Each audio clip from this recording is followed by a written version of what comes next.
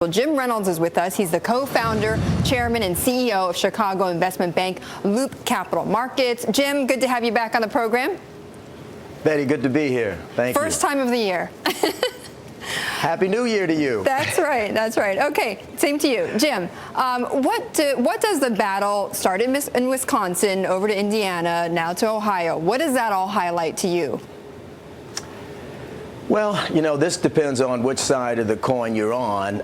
If you're a bondholder, a bond investor, it's great news. It is great news. The fiscal discipline now that you're starting to see exerted by the leadership in the states is pretty big. But, you know, if you think about the start of all this, it was New Jersey. It was Chris Christie kind of getting with elected, the teachers' unions, right?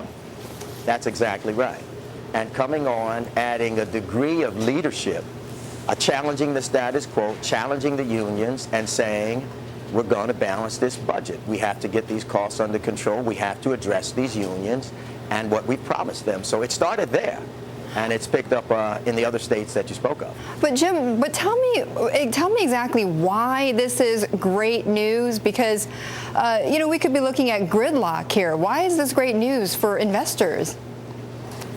Oh, it is truly great news for investors. And Betty, I'll tell you why. You know, you and I have talked a bit about the state of the muni bond market, and I have repeatedly said from last year on that there was not going to be a big default in the states. There was no worry of a big default in the states, and that the talk of it was clearly overblown.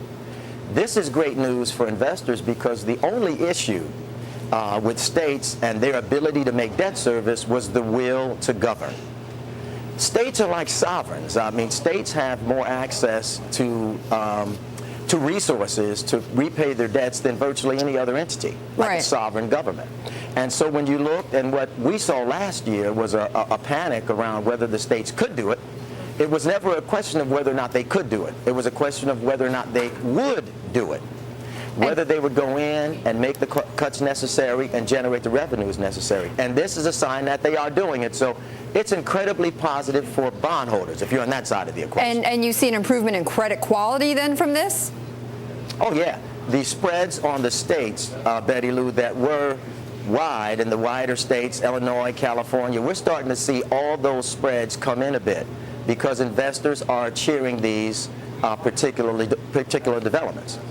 When you looked at the precarious nature of state finances, so much of it came down to what was promised to the unions. Right. The embedded costs of the pension costs, the health care costs, and the small amounts of money that those workers contributed to those costs. So when you see the moves that actually make some adjustments in this, and even after the adjustments have been made, the cost, their contributions are still going to be less than the private sector contributions, but they're going to be a heck of a lot more than they have made before. But Jim, it gets the states back on good footing. But yes. Jim, you know, a part of me though says, okay, this is, you know, you're seeing the first signs, as you say, of improving credit quality, but this is only going to be great news if in the end the two sides can come together. So how in the end do you see this playing out?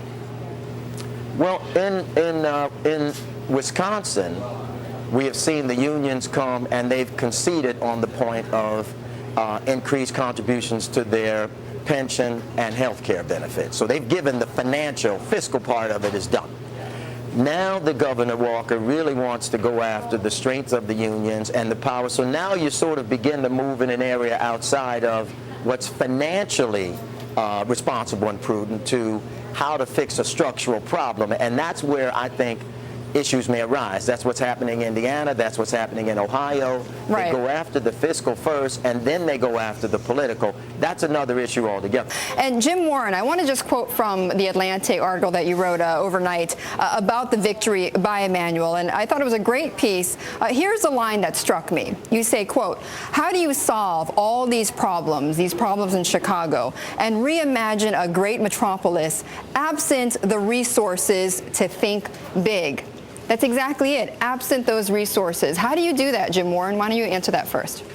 Well, it'll be a challenge. You've got to remember the city that Mayor Richard M. Daley inherited in 1989 was a city that some thought was very much on the brink, decaying Rust Belt city. Over 22 years, he actually was the key catalyst behind it ascending to the ranks that, Betty, some academics and consultants argue it's one of the 5 or 6 most globally important cities after New York, London, Singapore, Tokyo, and perhaps even Paris. And so he has reimagined the city. It's lost its Rust Belt essence. It's a place where 2 of the biggest buildings now bear the names of insurance brokerages, number 1 and 3 biggest insurance brokerages in the firms in the world, Aon and Willis. Now, what can Rahm Emanuel do to take it to another plateau? That's going to be the real challenge. Mayor Daley, the outgoing mayor, thought that getting the 2016 Summer Olympics could be the vehicle for the next stage of development. We will not have that, obviously. No, obviously not. I know Jim Reynolds was there trying to get that Olympic bid.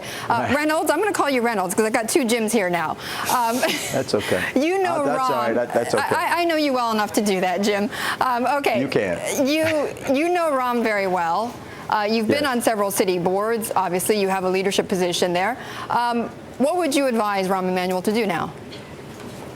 Well, as you know, Betty, I'm currently chairman of the Chicago Housing Authority. I think that what Rahm has to do, first of all, I don't think that there's certainly the problems in Chicago are not minor, they're major. And Rahm, as a continuation from our last discussion, ran on the fact that he's going to have to address some of the issues with the unions. Right. And he still won by 30 points.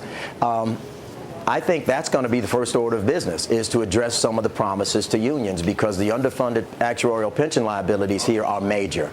But I think secondly, it is to really sort of re-energize the city, because Chicago is still a great city with a great number of resources. And his leadership style, and aggressive, in-your-face style, I'm going to tackle the problem style, I think is what we need right now. So I think he'll be able to get what he needs to get done.